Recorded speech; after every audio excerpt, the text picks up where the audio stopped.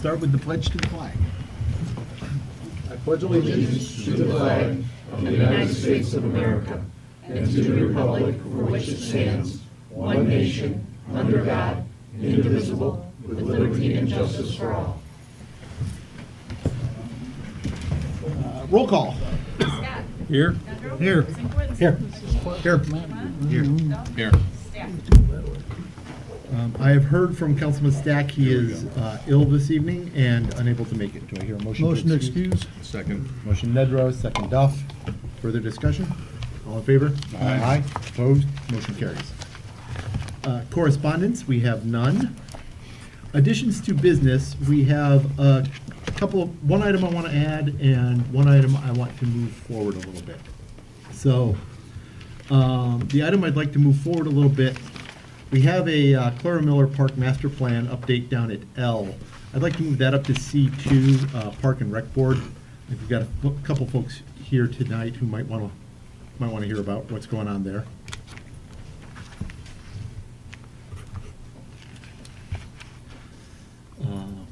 And we also have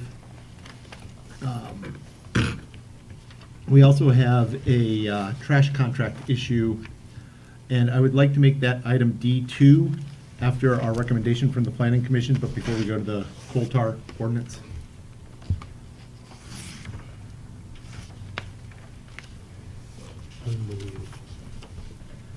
Do I hear any other additions or changes?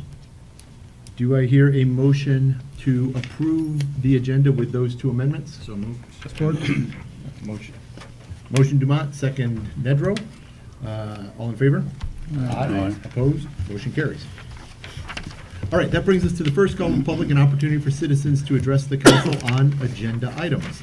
I should say before I move in here, if folks are here for the park, can I just get a show of hands, how many people are here to discuss the park? What I think I'd like to do is maybe get an update from the administrator on where we are, give folks at least a little overview of what we've got, and then open to the public at that point to talk about it, and that might at least give people an idea of what's been discussed, what we're looking at. If the crowd is reasonably amenable to that, I'll let you know now. So if you wanted to come to speak about it, don't speak now, but we will open to the public at C2. So that's good with everybody? Yeah, sir. The only thing is, I have to leave probably by 7:35. Well, then I will open to the public. Come on up, give us your name and address, Yeah, and thanks a lot. let's at least hear what you have to say. I appreciate that. My name is Reese Morris. I live at 2481 Oakview Drive. I've been here for 10 years, and I'm very interested in the soccer proposal. In full disclosure, I played soccer, and in full disclosure, I coach soccer currently, and I love the sport. But, so anyways, I'm here to express my support for the proposed soccer fields at Clara Miller Park. I'd just like to say that about 10 years ago, my wife, Michelle, and I began searching for a home that was closer to our parents. They were from Brighton. And when we found the house on Oakview Drive, we actually had no intention of living on a lake. We just fell in love with the house. We fell in love with the school system, the proximity to our parents, the central location to Wayne, Oakland, and Livingston counties, and finally, the parks. When I started driving around the area, all I saw was Clara Miller, Richardson Center, Hickory Glen, Dodge Park 5, Hiram Sims, Gilbert Willis, all the elementary schools like Glengarry, Loon Lake, Walled Lake, Proud Lake State Recreation Area. That's what landed us in this community, and that's why we're here to stay. What that told us is basically the community cares about kids and cares about families. And I think soccer and sports in general is a big part of that. So I do support it. I think that the village of Wolverine Lake would benefit from the soccer field proposal in the following ways. I think it will help the kids locally that love to play the sport. I think it will encourage kids to play the sport. There's a lot of kids in my son's school that don't, even though I'm coaching and I've encouraged kids to join, they play other sports, which is fine. I smile when I think of my kids riding their bikes to soccer practice. That's like you know, old school. That takes me back to like my parents grew up in Bad Axe, Michigan. So I just think of like running to your practice or walking to your practice would be so great. I think it'll help advertise our great village to the community in general, people outside of it. I know we've done other things. Obviously, we have the fireworks. We've done the boat. I think that's been beneficial. I think bringing people in to play soccer will benefit also. They'll see the community. In addition to that, I think it'll help local businesses on a small scale. Maybe Benstein Grill, Dairy Twist, the bait and tackle shop, and et cetera, all the other businesses. Maybe they'll see some increase in business. I think it's important to have local soccer fields because as a coach, I have a hard time finding a good field to play on for my kids. When you're trying to teach them how to pass, it's very difficult when you're playing on a poor quality field.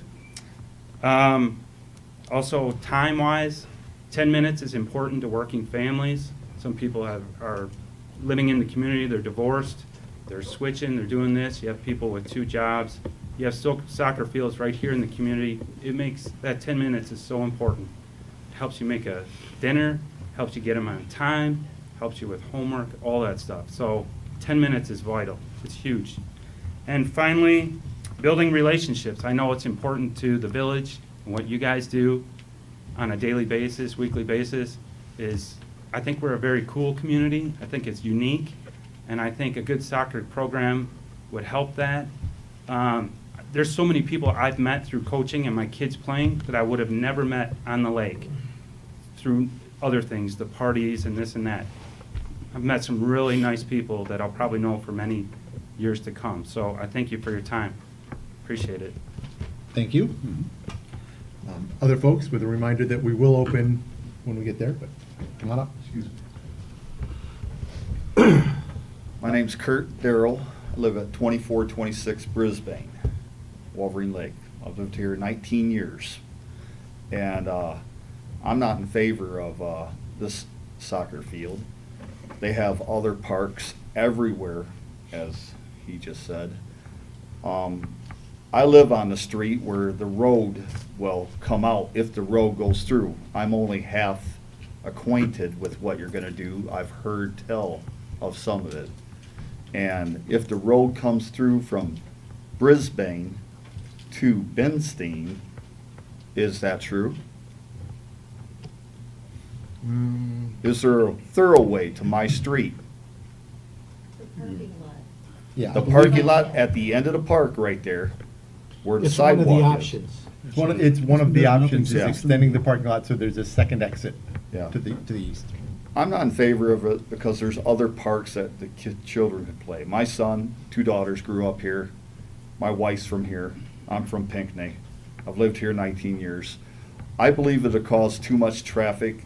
Right there at Benstein, every day at Glengarry, the traffic is backed up already. The people coming to this soccer games, I don't know if they're from our area. Are there gonna be a soccer league? Is it gonna be a lot of people? Is it gonna be too much? I live right across from it. The baseball diamonds there, they always have other functions, the corn roast and such. And it's loud enough already. What, 3 soccer games with however many kids out there making noise?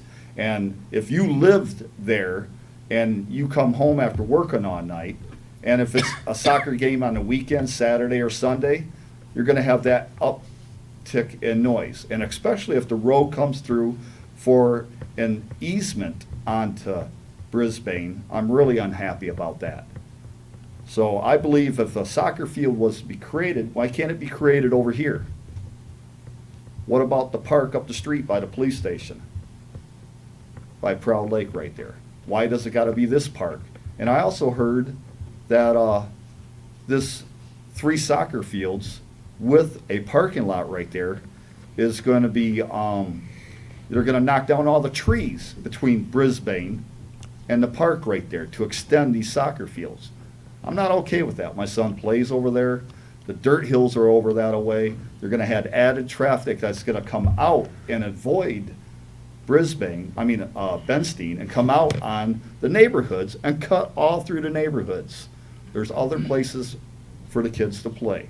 This is a great neighborhood, kids all over it, and that's how I feel about the situation. Okay, thanks. And the other thing is, what benefit does it do me? I've lived here 19 years, paid for everything else with my taxes, and what benefit does those 3 soccer fields do me as a resident here? What? What do I get out of the deal? Nobody can answer that? Okay, so call to the public, we usually don't go. All right, don't go- I'll let don't go- somebody else come up don't- here. Don't go back and forth. Just to be clear about one thing, though, the proposal as it is, and we'll show it when we get there in the agenda, it is 2 soccer fields, not 3. 2? Yeah. 2, 3, is it gonna I- take the woods down? I understand that doesn't change your mind about it probably, but I just want to be clear Well, about that. it would if it was 1, it wouldn't be that bad, it wouldn't eat up as much residency, have as many people, have as many cars, even have the thoroughway, or take the woods down that's on the park right there, at the back side of it.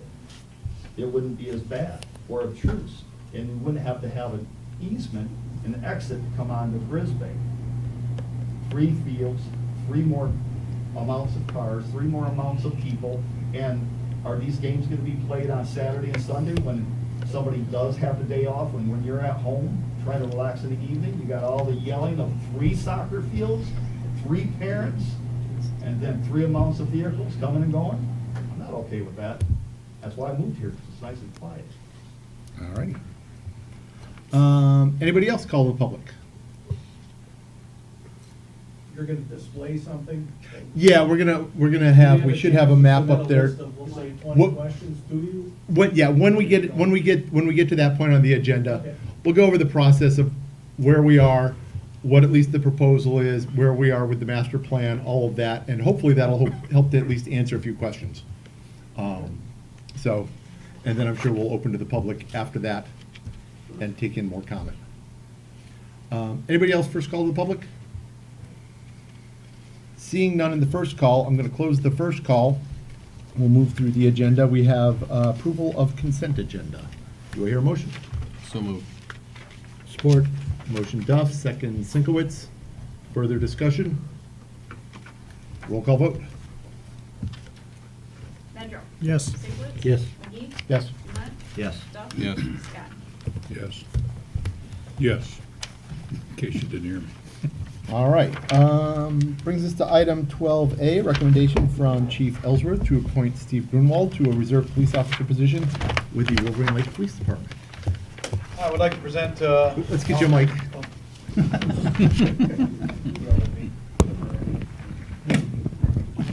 Rumor has it we'll have more than the usual online traffic this time, so, tonight, so. It's possible. I would like to present Officer Steve Grunwald. He has completed the Reserve Academy as of last Thursday. I've known Steve for over 10 years. He has a degree in criminal justice, and that was actually his chosen profession to start. However, his life has taken him in a different direction. He does want to get back into it. He wants to get back to the community. I think he's a perfect fit for us. I encouraged him when we talked a couple of years ago to go through the Reserve Academy, and he has completed that. And being a man of my word, I told him we would find a spot for him here. And it's really worked out well. I'm really looking forward to his enthusiasm with our police department. So, Officer Steve Grunwald. All right. Nice to meet you, Officer Grunwald. Could you give everybody just a quick overview of what reserve officers do? Reserve officers are almost like a secondary officer. They ride with a certified officer. They're always under direct supervision of an officer. They're not on their own, but they help us with our corn fest, our corn roast. They help us on Tiki Night. They help us in different events throughout the village that we need extra patrols. Halloween, Devil's Night, things like that. When they're a second officer in the car, they've been trained an awful lot. How many hours was your academy? 5 months. Yeah, it was a long time that he spent his own time. He put himself through. We had talked to him last year about possibly sponsoring him through, but he wanted to take care of it himself, and he did, and we appreciate that. But through his own expense, and but what they do is they ride. They're a secondary officer. They work under the direct supervision of a full-time officer. And it is a volunteer position. Obviously, he's he's volunteering his time, and we appreciate that. We do indeed. Can I get a motion Yes. to appoint Steve Grunwald to a reserve officer, police officer position? I think I heard motion, Dumont, second Sinkowitz. Further Correct. discussion? Welcome aboard. It's great to have, reserve officers. Looked over your thing, you look well Thank you. qualified, and I think they'll. I live they'll be about a good. mile and a half away, and, you know, I've known the chief for a long time, and I come over here a lot and come through this area, so I'm really happy to give back to the community and, you know, look forward to, you know, being a part of the village. Great. Is there anybody you'd like to introduce? This is Ann. This is my girlfriend, Ann. All right. All right. We got some swearing in. Well, let's pass the motion first. Oh, yeah. All in favor? Aye. Opposed? Motion carries. Have him stand right over there. All right, ready? Please raise your right hand and repeat after me. I do solemnly swear I do solemnly swear that I will support the Constitution of the United States that I will support the Constitution of the United States and the Constitution of this state, and the Constitution of this state, and that I will faithfully perform and I will faithfully perform the duties of the office of Reserve Police Officer the duties of the office of Reserve Police Officer in and for the Village of Wolverine Lake, in and for the Village of Wolverine Lake, County of Oakland, County of Oakland, and State of Michigan, and State of Michigan, according to the best of my ability, so help me God. according to the best of my ability, so help me God. Thank you. Congratulations. Thank you. I appreciate it. I'm going to have Ann come on up and pin him, so if we can get, then we'll have him sign.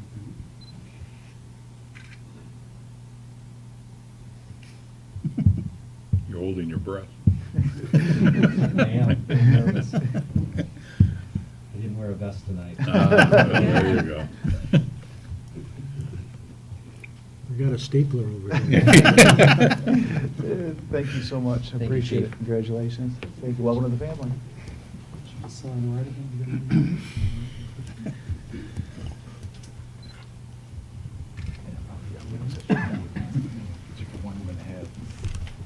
Come on around here. Here, no, No, no, no, go over no, on the no, other no, side. You no. can shake their hands on this side. Shake This hands, side. yeah. In the front now. There you go. You don't make them turn around. Congratulations. Thank you, sir. Be careful. Thank you. Thank you, I appreciate it. Thank you very much.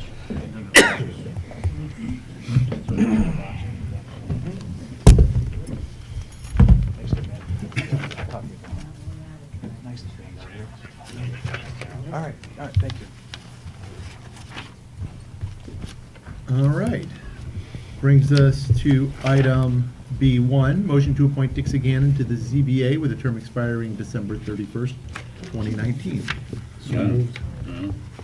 Hear a motion? Do I hear a second? I'll second it. Second, Scott. I don't think we have Dixie here tonight, do we? No, we do not. Everybody got to meet Dixie before, and she has expanded her interest in serving. I believe you were at the ZBA. Yep. Anything to add? No, she showed up.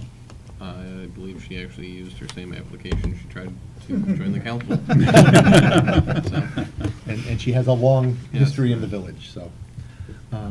All right, so we have a motion, we have a second. Any further discussion? All in favor? Aye. Opposed? Motion carries. Item C1, motion to release budgeted funds for Tuesdays in the park. As I understand it, we're going to do the release of funds for what is in this year's budget now, and then after we set the next budget, we can do they had several motions that they made to release. We'll do the rest of them next month. So, do I hear a motion to release budgeted funds for Tuesdays in the park? so moved. Second. Motion Dumont, second Duff. Further discussion? Roll call vote. Sinkowitz. Yes. McGee. Yes. Dumont. Yes. Duff. Yes. Scott. Yes. Pedro. Yes. All right, motion carries. Brings us to item 2, Clara Miller Park update. So I did want to give everybody just kind of a general overview of the process, what we've been doing, get everybody a look at least the plan, the proposed plan for the fields. We've been going through Clara Miller Park review since probably summer or fall of last year. We held a public hearing, and I believe it was October of last year. We engaged our planning consultant to come up with a new Clara Miller master plan, not with the intention of greatly changing the park, but for looking for new ways to better enhance its use, make better use of what we have there. We also, in that time period, had a couple of organizations come forward interested in contributing some amount of time and money and equipment towards improvements in the park. One of them was a group called Samantha Smiles, which does playground equipment for children. They actually chose a site up in Dodge Park, so they're going to build up there, and I think it's a great project. And I encourage everybody to go look up there when they see it. It's equipment for kids who have access problems to other equipment. The other of which was the proposal from the CW3 soccer organization to build a couple of fields. And that would happen where we currently have 2 baseball fields and 1 soccer field across the front. The proposal to do that, they would build the fields at their expense and maintain them. Looked at a couple of different configurations. The best of them was what you see up there, more or less, with 2 soccer fields and moving one of the baseball fields over to the other corner of the park. Those baseball fields are used as practice fields, so the overlap in the outfield doesn't seem to be a significant problem for them. That's the proposal. That's what we have. We're working on a master plan right now. That'll come back.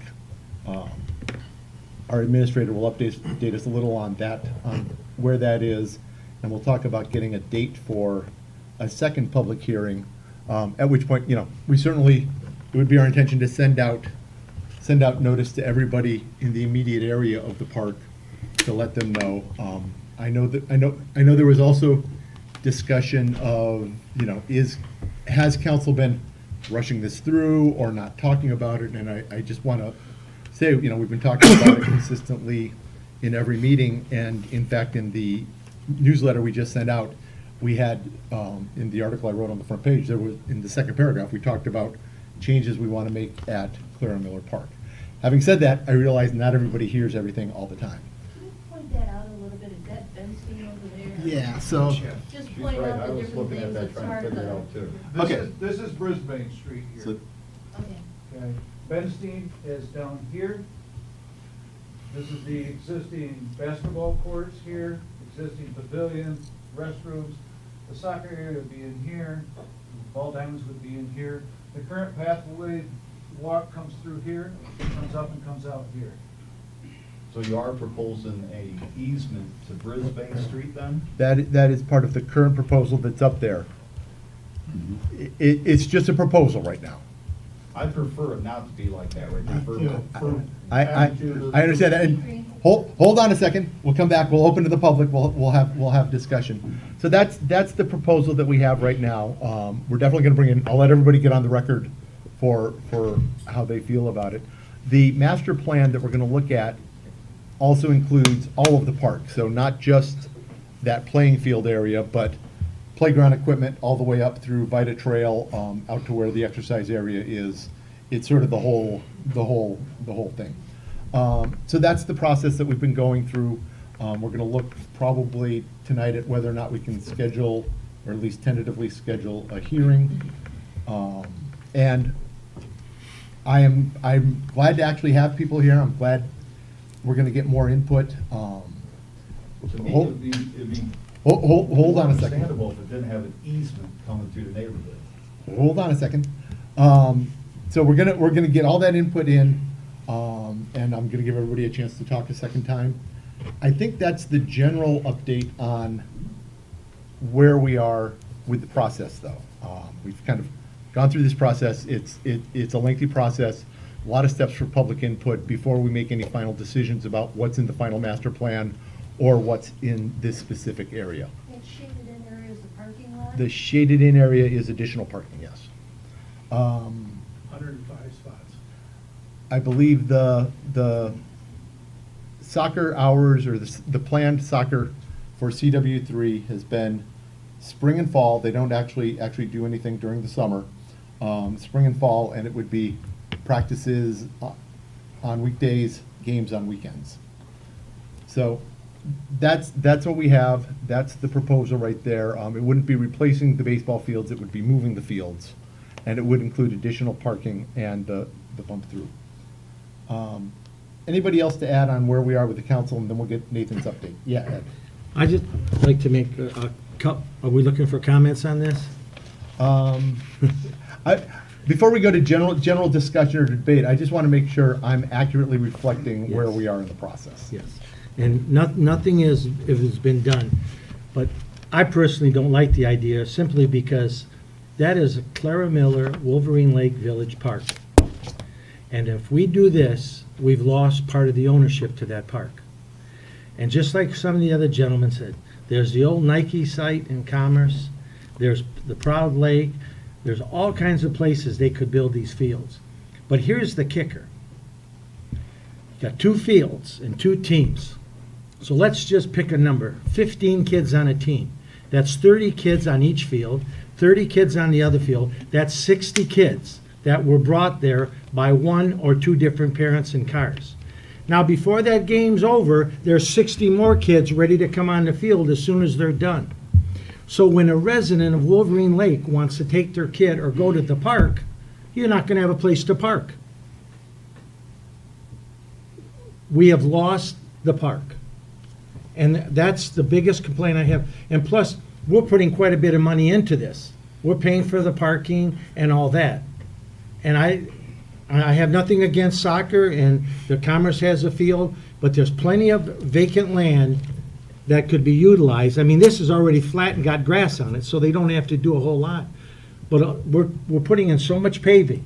But my real concern is, and obviously the noise, everybody who butts up to that or lives within a block of that, that's all you're gonna hear is the cheering and the yelling. But my biggest concern is that we're gonna take the use of that park away from our residents.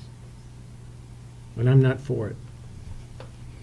I guess I'd have to come down on the opposite side in this sense. We have the ability to engage one of the major areas of our park to service the entire community. Now, I don't know how many kids any of you have currently or had kids playing Little League or any of the other baseball events that are held across at Maple or Hickory Glen, but those parks are completely built out. There isn't a place to put a soccer field there. And I think the important thing, my kids grew up playing soccer. They went on to play football, but they started at 4 and 5 years old in fields up in Rochester. And they were playing basically on outfields of, it's what my granddaughter is doing, on an outfield of one of the schoolyards. And what's being attempted here is a very important thing to understand. What CW is bringing to our plate is something in excess or near $200,000 to groom these fields and make these fields fully managed by themselves at their own cost. And they are going to be at a level of professionalism so that when these kids are playing soccer, we can look forward to, I think in the future, watching a good growth of good soccer players come out of the Wolverine Lake area. No different than we're seeing in football, the results of what's going on over at the football field. So, yes, there's going to be noise. I mean, I think that's what parks are all about. A little bit of noise. Kids have to. I don't live by the park. Right. I don't live by the park. I understand that. But we are a village of 1,400 or 1,600 homes, and about 20 or 30 parks, too. Okay, so well, before we don't want to get into into that, but I understand. I just into wanted to debate, put my vote on the affirmative. I think That's all. we've got a con position, we've got a pro position. Nathan, can you give us an update on where we are with the master plan and what is a likely time frame for being able to schedule a public hearing? Sure. So you'll recall at our last meeting, we talked about hopefully having a draft of the master plan in hand by the middle of this month with the hope of having a public hearing early in June. I spoke with Chris Nordstrom. He's our park planner. He doesn't know that time frame is realistic. He thinks that it's more likely that he'll have it done by the end of this month. We did not give him a deadline when we signed him up to create a master plan. It was just told, we were told to be done in the spring. If we're okay with letting him finish the work over the next few weeks, we would probably want to schedule a public hearing later in June, because one of the things that we have committed to is mailing information to everybody who lives along the park. And I don't want to do that with like a week's notice. We'd like to promote it. I think the October meeting, we promoted for about a month. And I think that's a decent amount of time to get the word out through mail, email, Facebook, website, all that. So he had hoped to have it done a little bit sooner, but realistically, he's looking at the end of May. I think I said March, I meant May. So that's where we're at with the master plan. All right. So hopefully that was helpful to everybody, at least in terms of knowing where we are, what's been done, what the next steps in the process would be. Right now, it's just a proposal, it's just a plan. With that, I would entertain a motion to open to the public, and we'll let everybody give us a few cents. So moved. Second. Motion Duff, second Scott. Further discussion? All in favor? Aye. Opposed? Motion carries. Okay, let's get folks up there. Mr. Malik.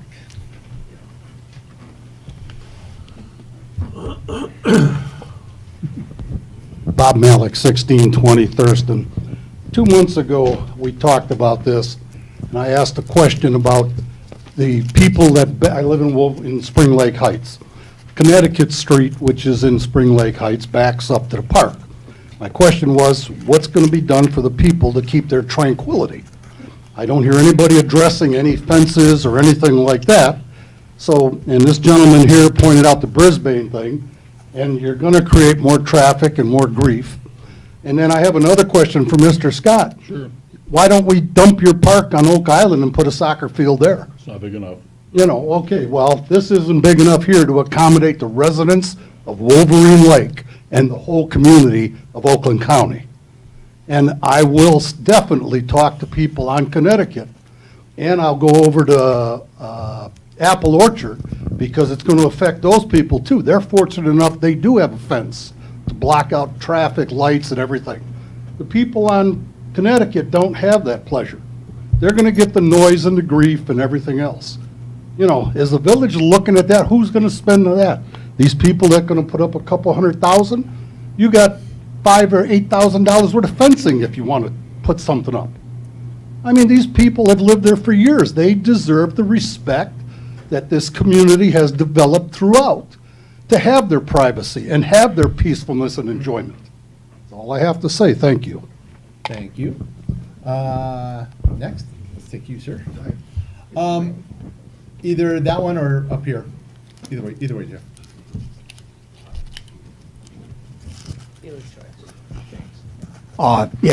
Excuse me, Jeff Miller, 2612 Brisbane. Like my neighbor said, my concern is the extra traffic coming out onto Brisbane. But there's a couple other issues. These people are basically buying the park and kicking the residents out. Now, I don't care how fancy the fields are, we still can't use them unless they're not on them. So my question is what actual benefit does the village get? Other than a little star on a plaque someplace saying we did this for the residents of the whole darn, who knows, Oakland County, Wayne County, Washtenaw. My grandson was in CW3 and we were all over the place. And that's my biggest concern. The other thing is nobody's addressed the issue of the restrooms. Those are old systems down there. It's a septic. Who's going to pay when it needs to be updated? I guess that's my biggest concern. I don't see any benefit to any of the residents. All right, next, let's go to you, ma'am, and then we'll come up here. My name's Kyle Dorsey. I live at 2425 Brisbane, which my backyard backs up to the park, and as well as to the left is also the park, which is where you're planning on putting that parking lot. I have lived in my house for 6 years, and one of the main reasons that I moved into that house was because of the location to the park, and just the general sense of community that was in the park. You know, at any time I can look out in my backyard and see people walking their dogs, riding their bikes, kids using the playground, people on the baseball fields. It's beautiful. It's a great open space. There's, the trees. It's just very serene. It's a beautiful park right now. So, given that, when I heard that there were changes proposed to the park, I obviously was very concerned. Obviously for the reasons I just mentioned, but also there's already a soccer field there that is not used. The baseball fields are used the most out of anything, I think, as well as the play structures for the children. Again, back to the soccer fields, bringing CW3 in, looking back in past minutes from the council meetings, I saw that the times that would be used would be Saturday and Sunday, and then evenings from 5 to 8, which is when the park is used the most by the residents. So again, you're taking away from the residents so that CW3 can come in, which, by the sounds of things, the village will probably profit off of, which is wrong. Another reason, as many people have already said, is the traffic that's going to be that's going to be added to Benstein, to Brisbane, to Connecticut, to Apple Orchard, wherever. There's already, I can speak for Brisbane, there's a lot of traffic already on Brisbane. And there's also a lot of, again, people walking with their families, there's kids riding their bikes. It'll be unsafe. It's already a little bit scary sometimes. And my last thing is the noise that it will bring. There's already some noise there, but that's tolerable. But as other people have said, bringing in these teams, the parents that come with it, the grandparents, it's going to be much more noisy. I am a healthcare professional, and there is a lot of research that's out there on the benefit of open spaces. Great for stress relief, great for stress relief, just for feeling good. I mean, you can go out there and you can sit in the park and it's just beautiful. The birds chirping, the kids playing. You're going to take all of that away, the natural open space that so many people look for, and there's not a lot of that around here anymore. Thank you. Don, I think you want to go to the mic there? Donna Bothell, 807 Laguna. I'm looking at that parking lot. That lot is a nice treed lot. It seems a little anti-park to clear cut it and pave it. And also, I can hear the kids playing ball at Hickory, whatever, across Glengarry. I can also hear them practicing band practice at Central. So, little screaming voices are fun. It's summer, but a lot can be unnerving. So I do have sympathy for the people that live on Brisbane and Connecticut. They're going to get a lot of noise, but I really hate to see that parking lot go through. And I hate to see them open up that thoroughfare too, because right now it's a nice way to walk your dog, what have you. That's a lot of traffic. You're just going to get cut through traffic now from Benstein. That's it. Okay, thank you. Come on up. Anthony Progar, 2436 Woodlawn Street. I have a lot of red flags with the plan, short-term and long-term. Long-term, after years down the road, we have to continue to maintain the parking lot. Maybe soccer's not the thing. What happens to the investment? And in the meantime, God bless them, but the CW3, they're making good money off of these sporting events, right? And then the community is the one who really loses out for all of the reasons that have been mentioned. Since the stop signs have been removed, along Woodlawn in particular, we've seen a great deal more traffic, higher speeds. I have young children. My neighbors have young children. There's a lot more traffic, and there's a lot more noise in the area. Adding a parking lot, bringing that closer to the homes, not in favor of it. Again, it it is a beautiful place. We are, we sit right at the corner of the field, kitty corner of the field. We see all the activity. We can hear and see the ball games taking place. Everybody walking their dogs and skateboarding and the like, playing tennis. It's a great community, but I feel opening it up to such large, an organization, and bringing in a whole lot of traffic to the area will really, long-term, take away from us, the community. That's our property, if you will. So I'm opposed to it. Thank you. Thank you. Yes, sir. Yes, my name's Steve Wozniak. I live at 2394 Ellington. I live directly across the street from where that park would go. As I look at this, right now the park is very nice. I don't know if any of you people use it. Do you guys use the park at all? Mhm. It's very nice, quiet, it's very nice, open. That looks like you're almost gonna put a condominium. You talked about having 2 games at once. But what about baseball? Same time? You're gonna have how many cars in there? You're saying, you're gonna have 105. You're gonna end up having people parking on the streets along the way because there's not gonna be enough room for everything. I also see this as being a big safety factor. The last gentleman mentioned something about a stop sign. I know that the speed of the vehicles going down Connecticut has increased since that stop sign's been removed. I fear for the kids and stuff that's gonna be around there. I don't know what the age group is for the C3 or what's the age group for the soccer team? CW3. I don't remember the exact age group. I think it's my recollection is something like 5 to 14 or so. Just about high school. Yeah. So you're gonna have a lot of traffic out there. I see that as being a big problem. I think that you're gonna have a lot of safety issues.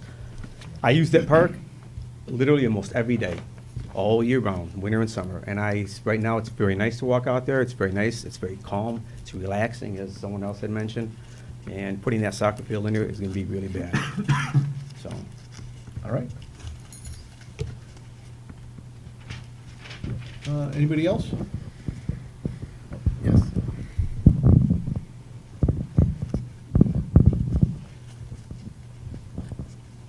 Larry Jones, 2570 Canal Drive. Seeing you're on that park subject, I just wondered how you're making out with the one on the island.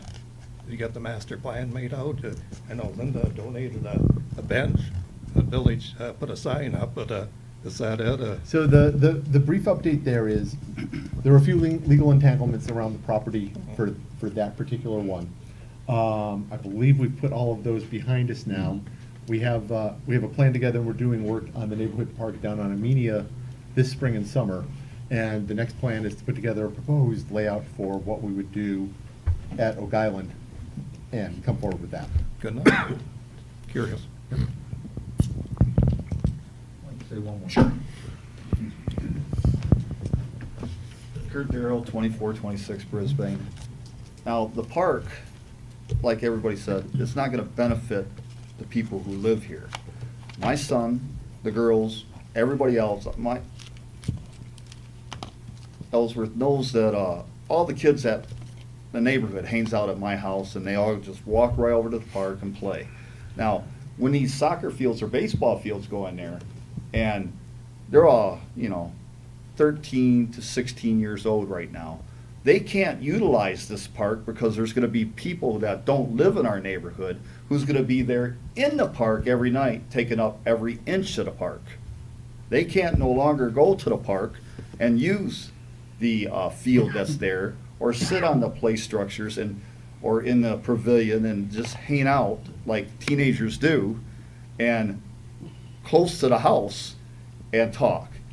Now, everybody else who don't live here is gonna be there hanging out and leaving a mess. And what benefit does this soccer league do for our community? What do we get out of it? I don't hear nothing that we are getting out the deal, other than a bunch of people coming in and money coming to somebody here. And soccer's not that big a deal. Believe me, I know almost every kid in this area. They don't play soccer. Some of them do. They go down there and kick a little ball, but they're not on some league. That's some little kids, yeah. But there's other places they can go. And Worst case scenario, if you do it, one soccer field, one baseball field, no thoroughway. Could go for something like that. No thoroughway, one of each.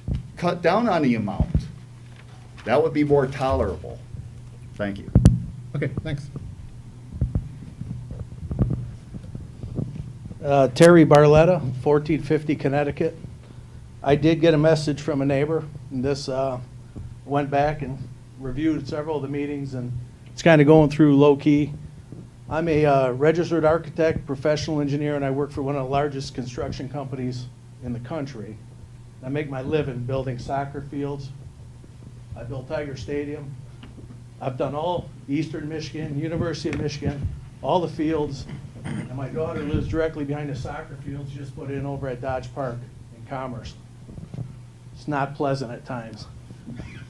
I will assure you, the message will get out to the community, much like Brisbane. I drive through there morning and night, share with the neighbors walking their dogs and riding their bikes. I look out for you every day. I will make sure the exit's addressed. We will talk about trash removal. Powell Engineering will do a traffic study. Water pollution prevention plans will be in place. You talk about the restrooms. Pedestrian trails look like they're intact. The noise ordinance, time curfews of this Wolverine Lake will be enforced. Last winter, I spent many nights being vigilant, trying to apprehend for law enforcement who came to my house the quads and the snowmobiles that were tearing up the park in its current situation. I appreciate the effort trying to do that. You'll increase traffic on Glengarry, and we all know that law enforcement at 35 miles an hour will make a living taking care of Glengarry, and it will support the community. The benefits to the residents, I see none. We'll address it, lighting, additional police. We now have a new volunteer. They would require additional staffing, privacy screening, and if Brisbane entrance does go in, we will force it, if this goes through, to be a gated access and within those time constraints. So I'm looking forward to, there's a precise process to it. Looking forward to it. Here to work with you, support you, but make sure the residents are number one. I don't care about Twisty Freeze making more money. After reading all the history of Wolverine Lake, I mean, it's just, that's the way it's gonna be. You're not gonna, the party store's not gonna benefit. Twisty Freeze might, Little Caesars might, but we'll be picking up all those cartons and debris from the field if it's not properly maintained. I just look forward to the process, and I want to make sure it's followed. Support you in every way. Thank you. But I'm against it. I gathered that. Yeah. And I live right between the soccer fields, right on the edge of the blue. Okay. Anybody else? Yes, sir.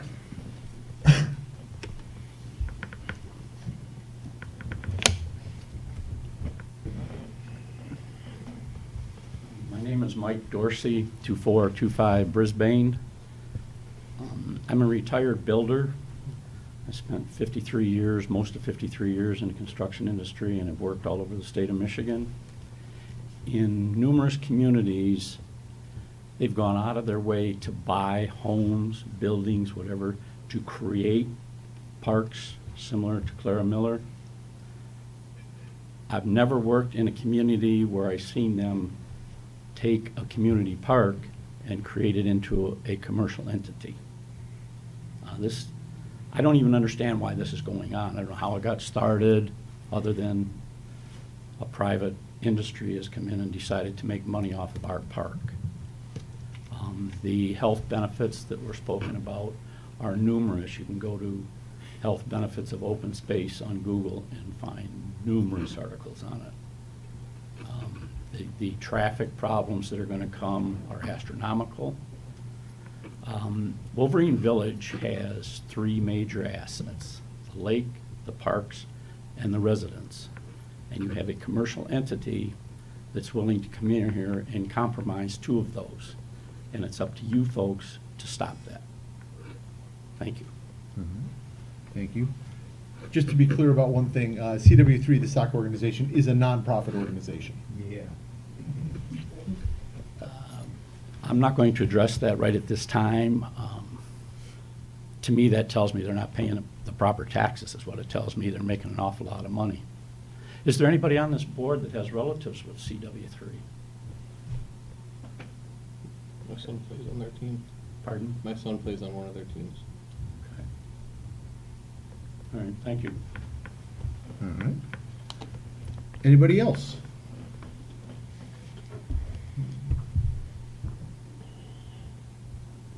Seeing none, I will close the second call to the public.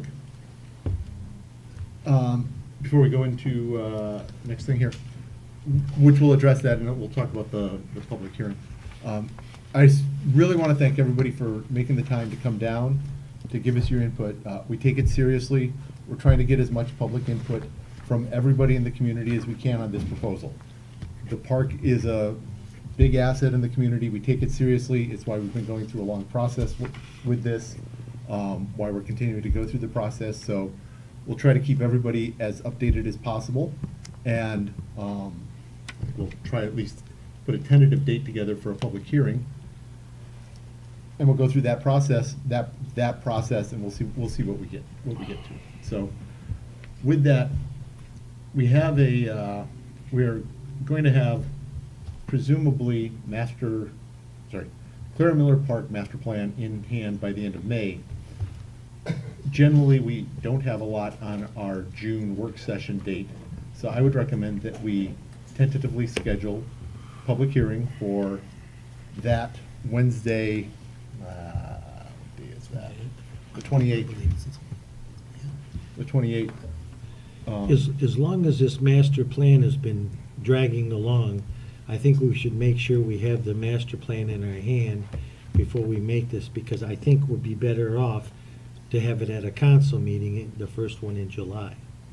I'm open to that too, whatever council would prefer. I'd feel more comfortable with the whatever July meeting's gonna be at. That will be July 12th. That would be my recommendation. Council's pleasure. If that's a motion, I'd second it. Okay, so motion to tentatively schedule until, let's make sure we have everything in hand. Yep. Tentatively schedule, presentation of park master plan and public hearing for July 12th, which would be our July work session. Okay. Sorry, July regular council meeting, sorry. Further discussion? We'll have an opportunity, I would assume, to put that master plan up for review prior to that on the website, so our residents can take a look at it. Yeah, that's why we didn't want to have a real Right. compressed time frame. I like This is a that. little hard to really determine what. all Yeah, is from the going on. ones. Will the Parks and Rec Board need to go over that and look at that, or is what we get is what we got? Well, what we get is our proposed draft master plan. Okay. You know, That's what the certainly- public hearing's for, though. That's what a public Okay. hearing's for. It'll go to Park and Rec, it'll go to us. We'll have a public hearing, we'll get as much input in as we can, then we'll just figure out what's next. Yeah, not only the master plan, but I think scheduling what WC3 is all about, and so that the residents have a pure overall look at what's gonna happen, both capital contributions, timing, when the games are planned, and I think that's important to put it in the context of what the master plan is trying to present. Yeah, I think. Does that make sense? I think full transparency, and the more information that we get Yeah, out there, the better. Absolutely. So, further discussion about that? I think we had motion and second, right? Yep. All right, all in favor? Aye. Opposed? Motion carries. We'll tentatively schedule it for June 12th. July 12th. July 12th, 7 o'clock. We'll keep people updated. If you're not already signed up on the email list, please do, because we'll put out things on that. We'll get the master plan when it comes in up on the website, so everybody can take a look at it, and we'll proceed through the process. So, yes, sir. Question. Would it be able to find out, you guys are up there now are the ones that vote yes or no on the plan. Mhm. To approve it, is it able to find out who voted yes and who voted no? Oh, yeah, it's absolutely Sure. public Sure, record. It's public. I want to know that. Yes. That master plan that will be reviewed and discussed, will that also include the other sections of the park? Yeah, that'll include the plan for the whole park, so, just to make clear. The walkway area. Yeah, you know, the playing field area is right here, playground's there. But this master plan is really for everything all the way up, taking a look at, there are a lot of different options that we've talked about all the way up. And so we're gonna try to put together something for the whole park. Yes, sir. All of these comments tonight, will they be taken into consideration in regards to this, such as don't do anything, or is this what's going to be shown at the hearing? Yeah, absolutely. Absolutely, you will take all these comments into. Yeah. So Yeah, that may not look like that the next time we see it. It'll just have the trees that are there now and the one soccer field. So here's what's gonna happen with the master plan. He's finishing it off. We decided in March to proceed with the master plan, including that layout there. So that's what we're gonna have, that's what we're gonna bring forth in July. It doesn't mean that that's what we're adopting. The purpose of doing that and having that public hearing is to decide then, do we include that, do we change things, do we do whatever? Does the name of the park change to Premier Park? No. Comerica. No. No, I mean, Premier already shows up, and it's discussed here, the office knows it is Premier Park, so that was disheartening. What? What's that? I'm not sure. Premier Park, it'll show up. We'll get the master plan and we'll go through process. We'll get the master plan. Appreciate the time. We'll go through the process. So, thank you again for everybody for coming down. I really appreciate the fact that people are passionate about the parks here, passionate about the lake here. We're trying as a council to make sure that we're as transparent with what we're looking at, what we're planning, that we get as much input as possible into it before we make any decisions. So, I think that's what we've got for parks. Thanks. That brings us to item D, where are we? Park was D1. Recommendation from planning to appoint Kathy Moretto as ZBA liaison for a one-year term expiring December 31st, 2017. I don't think she's here tonight, right? No. Nope. Mr. Nedra, you want to make a motion? Sure. Motion to Kathy Moretto's appointed as a liaison to ZBA for planning. Second that. Motion Nedra, second Scott. Further discussion? All in favor? Aye. Aye. Opposed? Motion carries. Okay, item D2, trash contract. This came up Monday and was a bit of a surprise. Nathan, why don't I ask you to give us an overview, and then we may ask Jennifer to give us an overview. Yeah, I had a meeting with Scott, who's here tonight from Republic, and we're informed that they are going to be no longer operating their business in this region. And we are in the early stages of a 5-year contract extension with them, so we wanted to talk about what that means for us.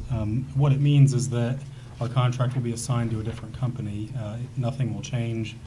Day of the week stays the same, price you pay stays the same, method of service stays the same, but it'll be a new company doing that for us. So that was what was told us on Monday. There is a provision in our contract that allows this. This isn't really uncommon. So Scott can speak to that as well, or Jennifer if you'd like. All right, and what is the company we're going to? GFL, Green for Life. They are a large company that has recently, correct me if I'm wrong, Scott, I believe they've taken over a lot of the former Rizzo contracts in the area and are expanding their footprint. If I may? Yeah, sure. Good afternoon. Good evening, everybody. My name is Scott Kebawat, and I'm the Municipal Services Manager for Republic Services of Southern Michigan. Yes, you know, I'd like to thank Nathan for the update that he provided just a minute ago. Republic Services has made a business decision to divest some of our residential work here, and that operates out of the Pontiac facility, including 5 municipal contracts, including the Village of Wolverine Lake. We have sold the contracts, or we're in the process of performing the sale. So what that means is that your contract that we recently extended and negotiated will remain the same. your services will remain the same, your pricing will remain the same. There's GFL, Green for Life, is actually purchasing the contract from us. This is a very difficult business decision that we made. It did not come lightly. It's not reflective of our relationship or anything of any of our member communities, including Wolverine Lake. It's just from time to time we have to look at things from a business perspective, and this is what made sense. So, Scott, what were the other communities that? So the other communities that are involved are Village of Wolverine Lake, Ray Township, City of Rochester Hills, and Village of Oxford. Your neighbor across the street will remain as a Republic customer, and out of Pontiac currently, and that's all I can really comment on that piece at this point in time.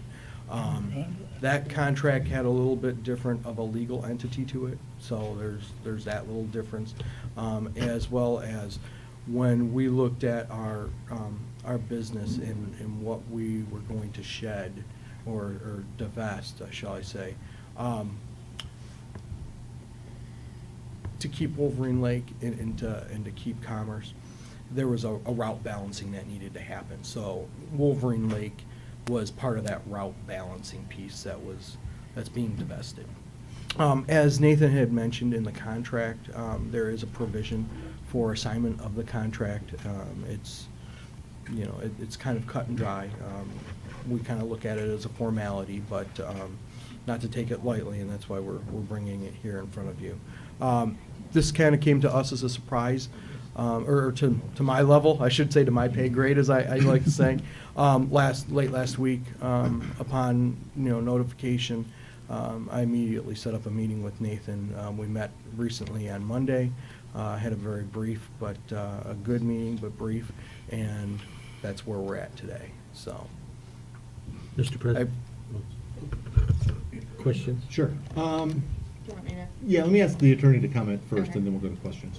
So GFL is a Canadian company that recently, I'm sure you've heard about all the publicity with Rizzo last year. Rizzo is a trash collection agency that existed that had taken over for a company called Richfield. And these changes in the waste collection companies, I mean, when you guys started your contract, it was Waste Management. And then it was assigned to Allied Services, which then became Republic, and so now they're assigning to GFL. But to give you a little bit of background on GFL, last fall, GFL actually acquired Rizzo, all of the employees and assets and stocks and everything, the entire business, not like is happening here where they're kind of restructuring their business and just selling contracts. But my background with GFL is Milford, all the communities over this way, Highland, those communities have all assigned to GFL. And personally, as their legal counsel, I've not witnessed any change in service. There has not been an increase in any complaints. The GFL representative actually presented at 3 of my communities when this happened in the fall. And I mean, they started as a small local business in Canada and grew and took over, I believe it was Ontario, and then decided to move into the United States, and the Detroit area was the best place to move into because of the proximity to Canada. So this is just an assignment of your current contract. The assignment language, I would want to just add a couple things to it, the name of the entity on the contract and the date of the contract, but if you were going to approve the consent this evening, the transfer, the assignment, I would just ask that you condition it on the village attorney tweaking the language in the Meeting your document. requirements. Yeah, just I want you to specifically reference the parties and the date of the Allied Republic contract that you have. Right, and I think we have a so this came up this week. I think we do have a meeting scheduled with GFL for the 22nd. Yeah, Monday the 22nd. I believe your representative is that confirmed, Scott? Yeah, it's going to be on the 22nd. I may have to move it from the 10 a.m. I think we had back to 3 o'clock, because I have to be in Defiance, Ohio, and at 8 in the morning that morning and drive up here. We so. can make it work So, whenever. yeah, I do have a little day. scheduling. But that would be an geographical opportunity conflict. for me and for Tabitha and Mike as well, to sit down with the new representatives and talk this through and make sure that we're understanding how this process will unfold. But it'll be a good meeting. It'll be a helpful meeting. In part of the, in part of the process, we will be meeting with GFL as well, in getting our operations teams together. And going over route maps, showing them where we start at, on what day we start here and kind of how we run our operation, with the intent to make this as seamless as possible, moving forward. So, the hope is that, well, I shouldn't say the hope. There's an opportunity for our employees to transfer over to and hire in at GFL, but there's not a guarantee either. So, just want that to be known. So. Ed, question? Yeah, I guess, just for your information, you know that Wolverine Lake is part of Commerce Township. Yes, I do. I understand it. I guess what I'm You're- getting at is, we went through all this negotiation, 4 months ago, when we signed the contract? I kind of find it difficult to believe that this just happened in the last week or two, and now we're doing all this switching when we were dealing with other companies and Well- bidding on your And I, project. and Councilman, I understand your concern, and I can tell you that from my perspective, I had no idea. We have a new general manager that just recently came on board. Obviously, she wasn't even part of the process when we negotiated this contract last year. So, was there somebody talking at higher levels? Very quite possibly could have been, but again, that they didn't share that with me. They didn't invite me into that boardroom meeting, so. A couple of questions, if possible. Sure. I guess mine's more around the mechanicals and equipment. I happened to see a GFL truck today, green, white, and all the rest of that. They're taking over all of the Rizzo equipment. Yes. I assume that their equipment is in good shape, but we don't have hydraulic issues, and are they single-man trucks So like we're using? with- GFL, and that's part of our transition meeting, but GFL, I believe, is going to be bringing in rear load vehicles coming into the village. Okay. Very similar to probably what you had with Waste Management Waste in the Management. past. So that would be a 2 or 3-man vehicle. I do not believe, and I'm speaking kind of from the hip at this point, I do not believe that they are bringing in like the residential front load 1-man vehicles that Republic currently services. As I noted before, this is a sale of the contract. Our assets are not going over to GFL, so they will be purchasing or acquiring the appropriate amount of assets to provide service in the community. And I believe, and again, this is shooting from the hip, but I believe most of the assets that they'll be acquiring are newer assets, or new. Yeah, in certain parts of our community, there's actually a smaller truck that does certain pickups. That's all going to stay in place. Yes, I am aware that, that GFL does have smaller, what we call in the industry the rat pack vehicles, and they do have those that I'm sure those would be available. And that's all part of the transition process, the operations meetings with Nathan as well as our in-house staff. They are required to abide by whatever terms your contract are and whatever Right. policies you have currently in place.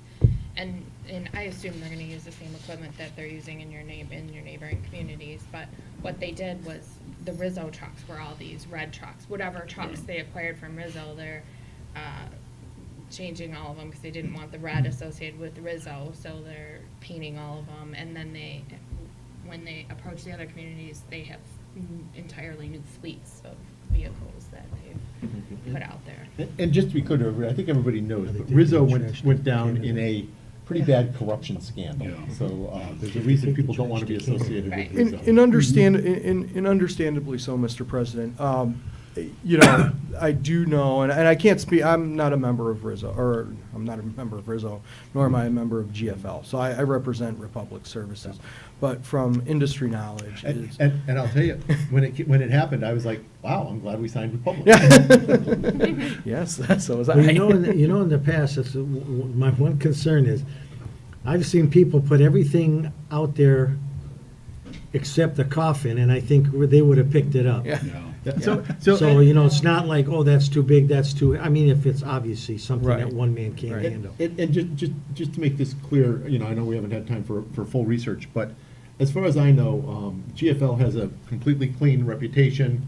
They've come in, they took over those areas, but they weren't involved in any of the wrongdoing that happened, so. Yes, they did, actually. It was they were going through the process of acquiring Rizzo when the FBI contacted GFL and said, hey, by the way, we're investigating several of the shareholders, and just so you know. So they really didn't know that was going on. And they are actually working with the FBI throughout the whole process. And if I may add to that, you know, and Jennifer, you may have a little bit more insight on this, but one of the primary folks involved in that was, is no longer with the company. So he had parted ways with the company shortly after that investigation became public knowledge. So it is, you know, while the steel still may be the same, there's not much else that's the same there. So it's a very different company. Okay, with all that, all of that discussion, I believe the other question I had about this was, what are our options if, you know, we were not to permit the reassignment? And essentially, it's, we would then, you know, Republic would notify us they're discontinuing the service. But here for that, we would have to go out for bids again.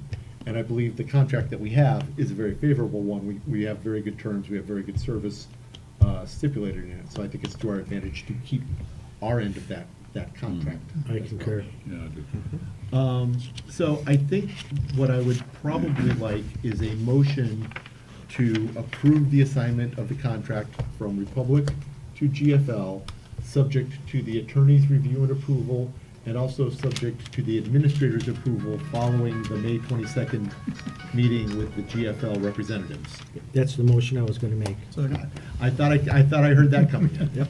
So, motion Sinkowitz, second Nedrow, to approve the assignment, conditional on attorney and administrator. That'll give us a chance to make sure that we've done our due diligence about everything there. We've got the right wording in the contract. We can make sure we've got things set up for a smooth transition. There will, of course, always be hiccups, because there always are. But I think that's about the best we can do out of it, so. Great. Further discussion? That's one question, Scott. Yes. Scott, can you share with the council and with the people here tonight, what date are we likely looking at to have GFL working in the village? We're likely looking at a close and a start of, or a commencement of June 5th. Wow. So this is accelerated. Yes.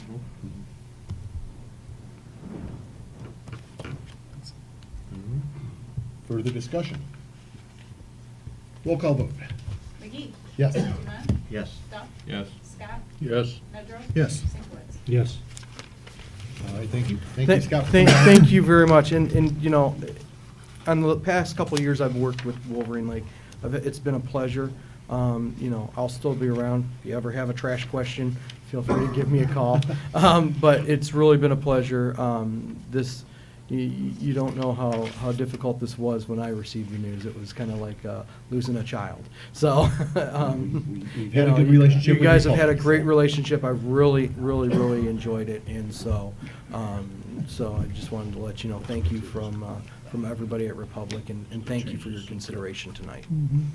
Thanks. Okay, trash.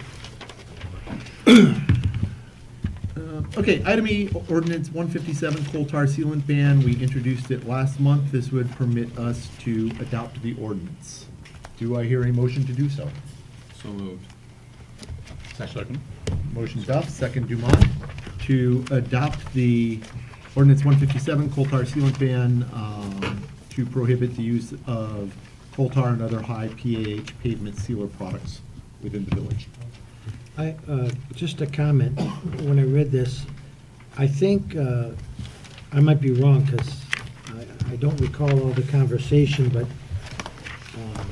if I'm correct, isn't most of the product that's used has some kind of coal tar in it? I mean, when you put it on either commercially or you buy it at the lumber yard, I mean, as soon as you open it up, there's. No, the ones that are available commercially, like retail, for people to do themselves, don't have the high PAH inclusion, and it's really only a subset of the ones that are used by contractors that also have that. It's mainly the heat applied ones, correct? Yeah. Pardon me? It's mainly the heat applied ones, the ones that are in the heating wagon, and they slather it. Okay. Further questions, further discussion? Let's get a roll call vote. Dumont. Yes. Duff. Yes. Scott. Yes. Nedrow. Yes. Sinkwitz. Yes. McGee. Yes. All right, with the approval of that ordinance comes the need to approve a registration fee for that. Nathan, you want to introduce that? Yeah, I have attached in your packet what the registration form would look like. And this is largely modeled off of Ann Arbor's form. It's very similar as the ordinance is modeled after Ann Arbor's. I did some research on what villages charge for commercial registration, and it's really all over the book. You have some charging $20, you have some charging $250. If you look at the form, it's really not a burdensome process for us. Basically, the people coming in are going to be handed this form, they're going to give us the information, they're going to sign that they are going to be compliant with our ordinance, we're going to stamp it, and that's that. So I don't really see a need for a hefty fee, so I'd like us to be on the lower end of it. That's why I proposed $20. I think that will more than cover our cost of interacting with folks as they come in. I also just want to let you know, I do have a letter ready to go tomorrow to commercial applicators in the area to notify them of this. We are, I believe, the 10th community to do this, so others are doing the same thing, and it's not really a surprise anymore to these folks, but I would ask for a fee of $20. I think that is sufficient. That's for- annually. They have to do it annually, yeah. They'll have to come in every year and get registered. It's not for each customer. No, it's for each commercial applicator. All right, do I hear a motion to establish the fee for commercial pavement sealer applicators at $20? So moved. Motion Duff, second Dumont. Further discussion? Sounds reasonable. Yeah, I mean, I think so. We don't want it to be burdensome. We just want it as gives us regulation. Roll call vote? Duff. Yes. Scott. Yes. Nedrow. Yes. Sinkwitz. Yes. McGee. Yes. Dumont. Yes. Thank you, council. Motion passes. With that application fee, we realized we did not formally set yet an application fee for exotic animal ownership, which is a more involved process. Yeah, this was my mistake. When we adopted that ordinance, we didn't separate out a fee to establish. Thankfully, not many people are taking advantage of this ordinance up to this point, so haven't missed out on much. But the fee that I propose is $125, and the reason this one's a little bit larger is that there's a lot more involved for our staff, for me. We are required to give a public notice and mail out information to anybody in a 300-foot radius of a prospective exotic animal owner. I'm required to research these animals. I'm required to work with our safety forces about different things. And so we think $125 would be sufficient to cover the amount of time we'd be spending in relation to an application. So this should have been done a few months ago when we passed the ordinance. It's my fault that we didn't do it then, and I would ask that we correct that now and formally adopt this fee. Nathan, is that for each animal? Yeah, they have to do It's animal not by for a animal. house? No, Okay. it's per animal. Good. I'll make a motion that we ordinance 153A exotic animal appeal. So we set the fee at $125. $125. Motion Sinkowitz? Second. Second Duff. Further discussion? Seeing none, roll call vote? Scott. Yes. Sure. Sinkwitz. Yes. McGee. Yes. Dumont. Yes. Duff. Yes. Thanks, everybody. Motion passes. Okay, item H, AMAC proposal for monitor well abandonment. We had some questions about that contract when it came, or contract change order, when it came to us last time.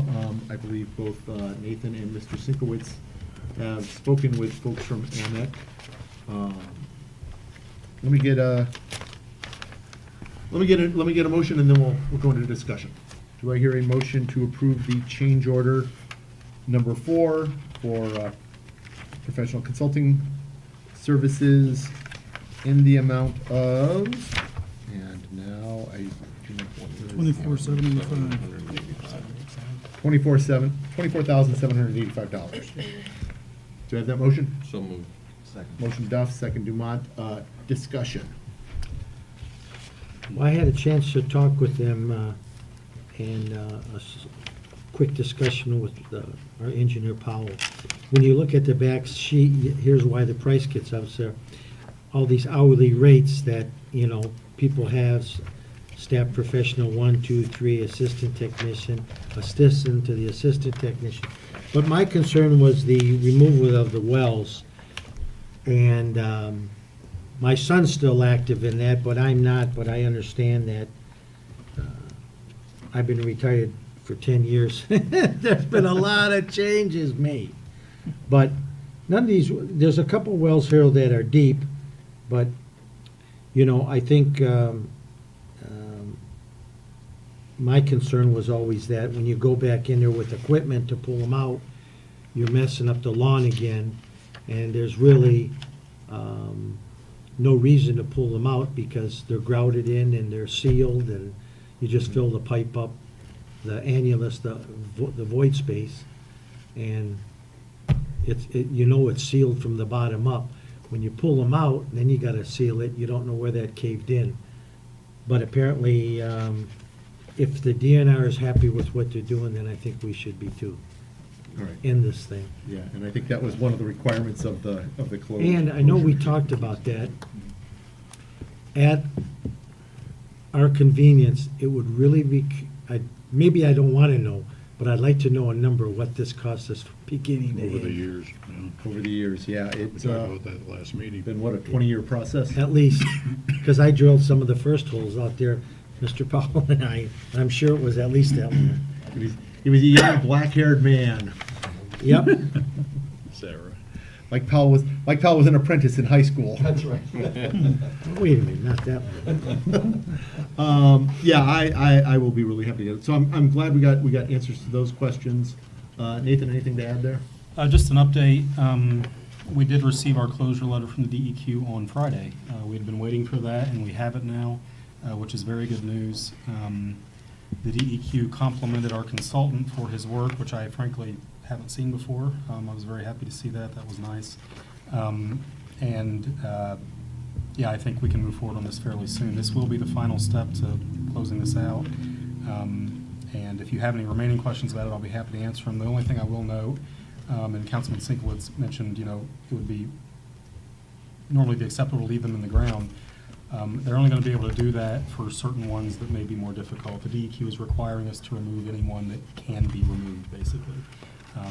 And so that does drive up the cost because each monitor well is going to require a section of a report.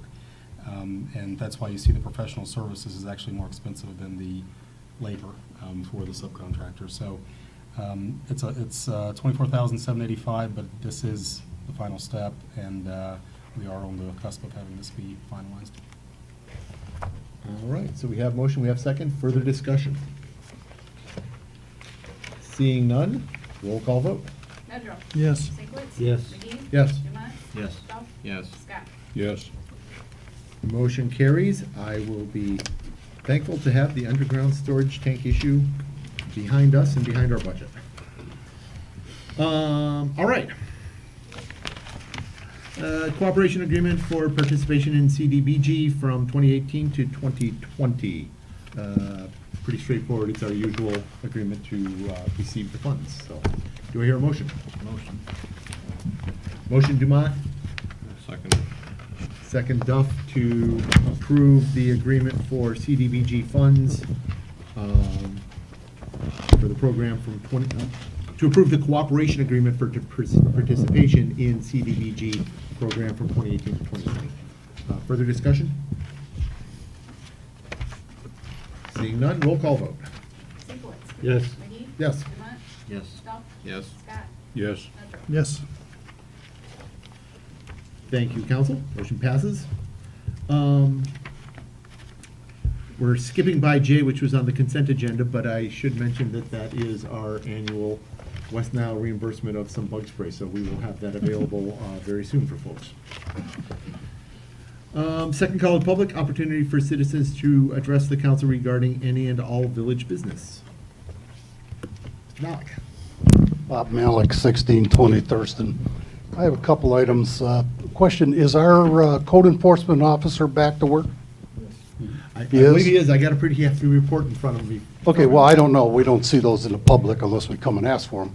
But, you know, today's Wednesday. I drive down a couple of streets, and I got people that have got 8 and 9 bags of compost sitting in their front yards on Wednesday, and pickup is next Tuesday. Okay? I mean, this is stuff that's got to be addressed. I understand he was out, but, you know, the people, most of them have lived here for a while. Maybe some haven't. But I'd like to see them address those homes that have those problems. We also have some neighborhoods where their people are running major businesses out of them. You know, there's big trailers, big trucks, and unfortunately, this stuff is gone by the time he starts at 7 or 8 in the morning. And I'm not picking on him because he does have a life and another thing to do. But this has got to be, you know, whether it's our police that follow up and, or whatever. Something's got to change. You know, people here talked about the community and wanting it to stay Wolverine Lake and nice. Well, that's what I'm saying. We have this ordinance officer. We need him to do his job. Not that he hasn't in the past, because I know Jeff very well. He does a great job. But again, this is stuff that is arising, and people need to be made aware of it. And last but not least, as a alternate on the Zoning Board of Appeals, I'd like to make a request that when there is a vote called for on the zoning board, that it is done like you do here at council, not always starting with the same person. Because it seems like we have some people that they wait to hear what's going on before they can make their own decision. And it's not how it should be run. And I'd like to see that process change, that a new person starts every time there's something to be voted on. That's the only thing I have. Thank you. Do you mean the person making the motion, Bob, or do No, you mean no, when they do the roll the call roll vote. call? Okay. So yeah, we rotate around when we do roll Right. calls, but, you know, other boards sometimes just Yeah. go the same right to left order. It's really just a recording Secretary. preference, but Yeah, well, again, that's, we can address I that. don't want to bring it up to recorder because Yeah. it's not my Yeah. position to. Yeah. But I think if something is sent down from council or administrator, that could be changed. Vary the order of voting. Technically, I believe it is ZBA's decision on what to do there, but I would encourage them to do that. It's just good process. All right, anybody else second call to the public? I don't know if you gentlemen were here for the original start. They think that the Clara Miller Park is probably next. So, were you guys here from the beginning? Oh, Saw the picture. Yeah, I think everybody's been here all along. Okay. Yeah. Good question, though. I want to make sure we don't miss Having anybody. fun. Seeing no further for second call to the public, let's move on. We discussed Clara Miller Park Master Plan earlier in the agenda. Brings us to our favorite item of the year. Motion to receive and file proposed fiscal year budget and motion to schedule public hearing on the budget for June 14th, 2017. Gentlemen. Mr. Condek. As is our usual custom, Mr. President, I deliver you, or I give you a budget, not to discuss this evening necessarily, but to have for discussion usually 2 weeks hence. I give you in general terms the idea is that if there's anything worth hitting the panic button over, there is not. The news is good on almost all fronts. We have a pretty healthy growth again in our taxable value. The largest driver of that, of course, is Beechcrest. which is not fully built out. Our fund balance is projected to go down. You'll see, by the way, behind the cover sheet, a brief memo from me to you and Nathan about the highlights, followed by a little bit of history, both fund balances in the funds, the general fund and the major local street funds, and also a history of what our taxable value looks like right now. You'll notice that it still hasn't bounced back to the levels at the high water mark of 2009, but we're tracking to get back there. And I think if we keep up with current rates, we'll be there in the early 2020s, which I think people thought several years ago. Again, helped greatly by the fact that the Beachcrest development is there. So, the budget's certainly not a static document. It's my stab at it right now. Things could change tomorrow. There could be some different news that we hear. But in general, remember, this is the beginning of this whole idea that Mr. Powell's plan of improving our roads, which as we know is not going to be covered by our gas and white tax distribution, which is going to require a general fund transfer or subsidy. That starts to kick in this year for fiscal 18.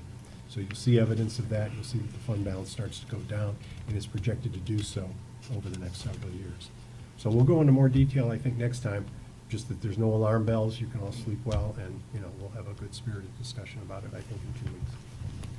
Okay, so the motions that we have before us at the moment, and then we'll go set the actual work session for it, are to receive and file the proposed budget for the fiscal year ending June 30th, 2018, and to set the public hearing for the budget for June 14th, 2017, our regular June session. That's the public hearing.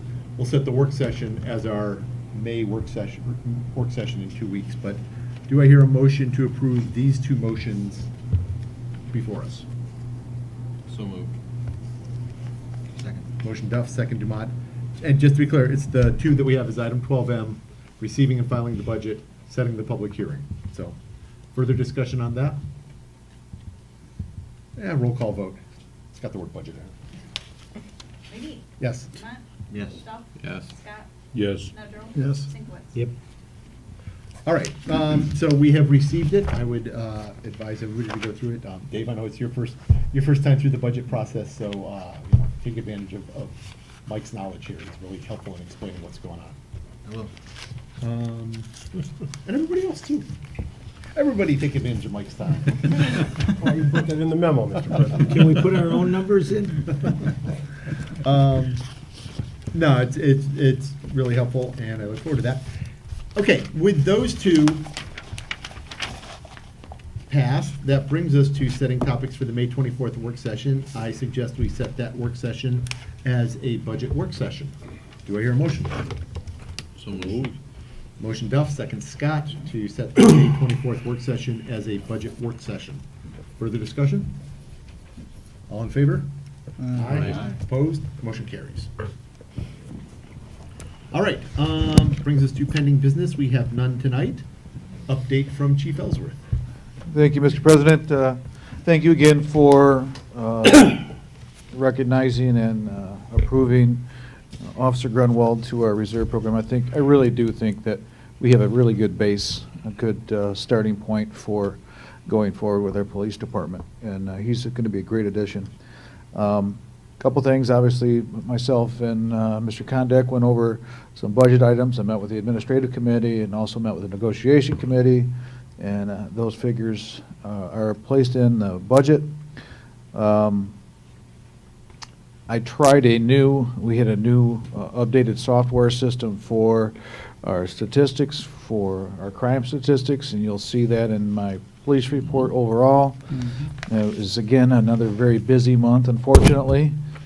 But with the new format, I think it kind of gives you a decent idea of where we at compared to where we were in 2016.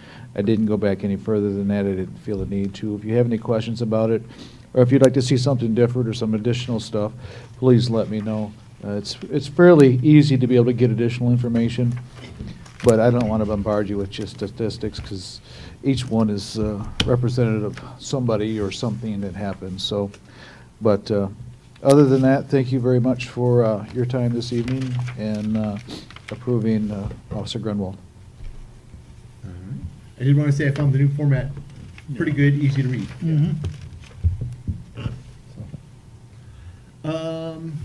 Update from the treasurer. Good here, Mr. President. Update from the administrator. Actually have a few things I wanted to mention. Amenia was paved end of the day on Monday, I believe, and so you're starting to see that pocket park take shape. We will be moving on to the next steps of that soon. Remember that DPW is doing a lot of this work themselves in terms of the play, the step area, some of the landscaping, and so we're working to get that scheduled quickly so that we have something that's usable in the near future. I also wanted to make mention of the new street name signs.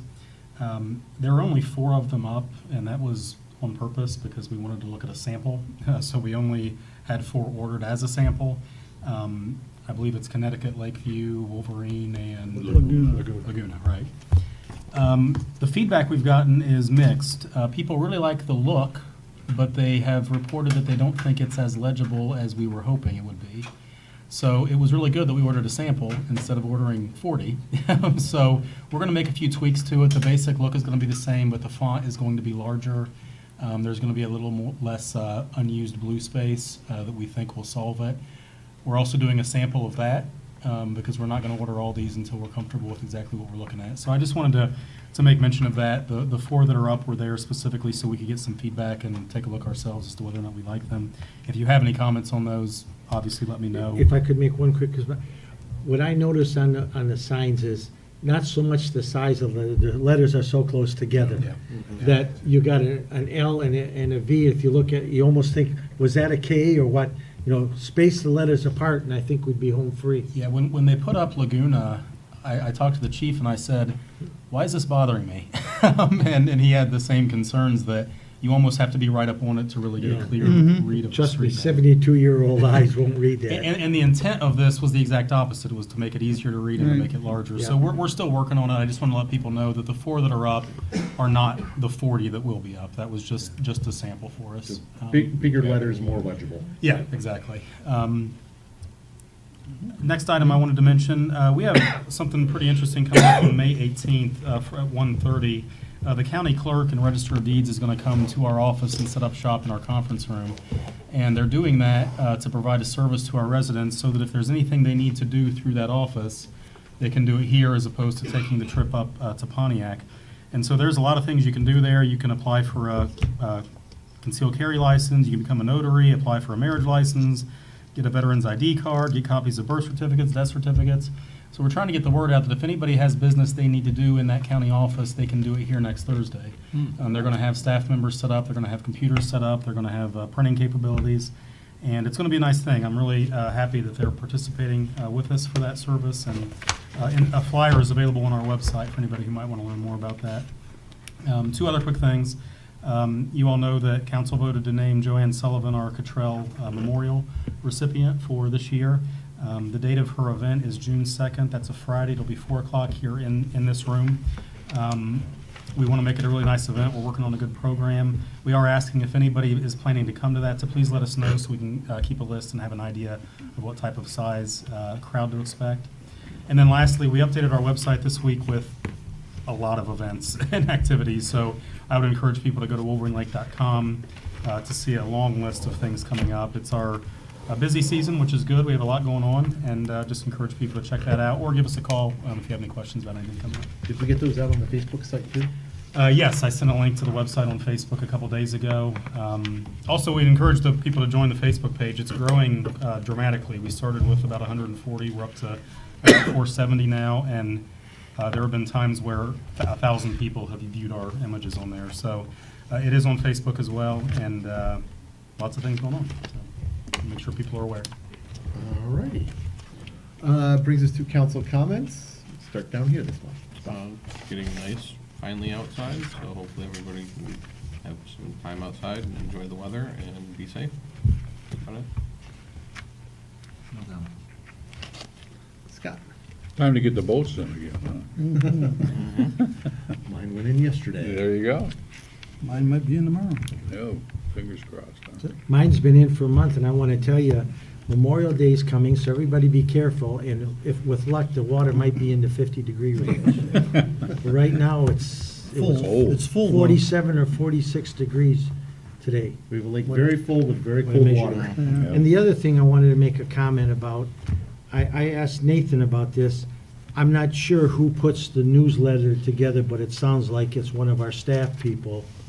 And, am I correct? Tabitha and Paige Tabitha. take the lead on that, Yeah, absolutely. they've done a really nice job on that. You know, you're squeezing everything in, and it's well organized, and there's a lot of information, so kudos to those two ladies for the job they've done on that, and if you would pass that on. Absolutely, thank you. Get an atta girl.